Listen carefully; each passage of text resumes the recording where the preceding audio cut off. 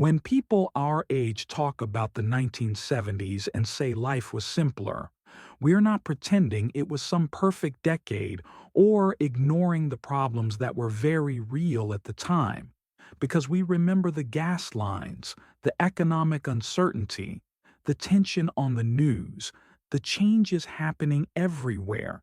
But what we're really remembering is how life felt, how it moved at a steadier pace, how mornings didn't begin with a glowing screen and a flood of information demanding immediate attention, but instead started quietly, maybe with a clock radio, maybe with sunlight coming through the window, and the day didn't feel like it was chasing you before you even got out of bed.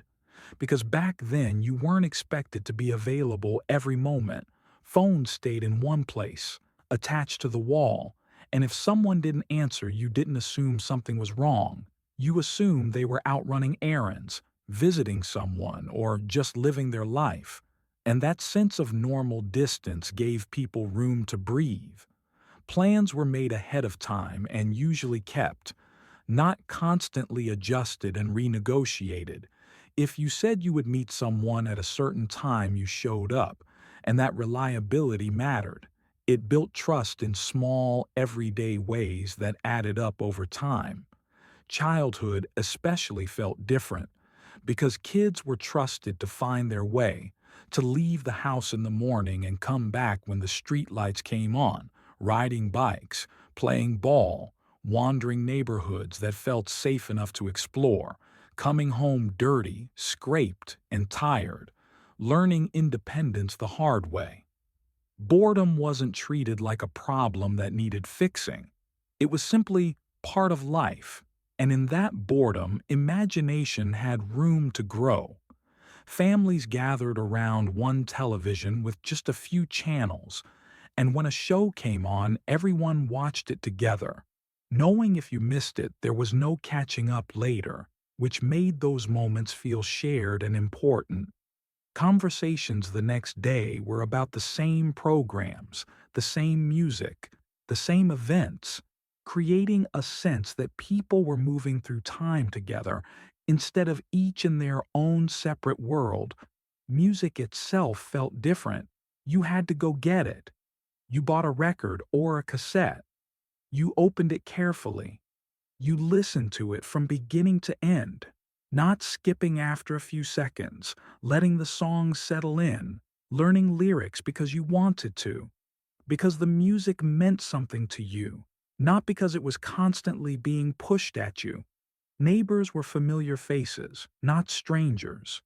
People waved, talked over fences, borrowed tools or sugar, watched out for each other's kids. And there was a feeling, even if it wasn't perfect, that you belonged to a place, not just an address. Work usually stayed at work. When you went home, you were home. Evenings were quieter. People sat on porches, talked face to face, listened instead of multitasking, and time didn't feel like it was constantly slipping away. News came once a day, not every minute. And while the headlines were often heavy, you weren't surrounded by them all the time.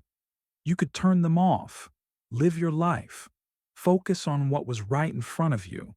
Moments were lived instead of documented. Memories stayed in your mind instead of being stored on a device. And that's probably what many of us miss most. Not the decade itself, but the feeling of being present in our own lives, of not being pulled in 100 directions at once, of having space to think, to reflect, to just be. And maybe the real lesson of the 1970s isn't about going backward or romanticizing the past, but about remembering that progress doesn't always mean faster, louder, or more connected.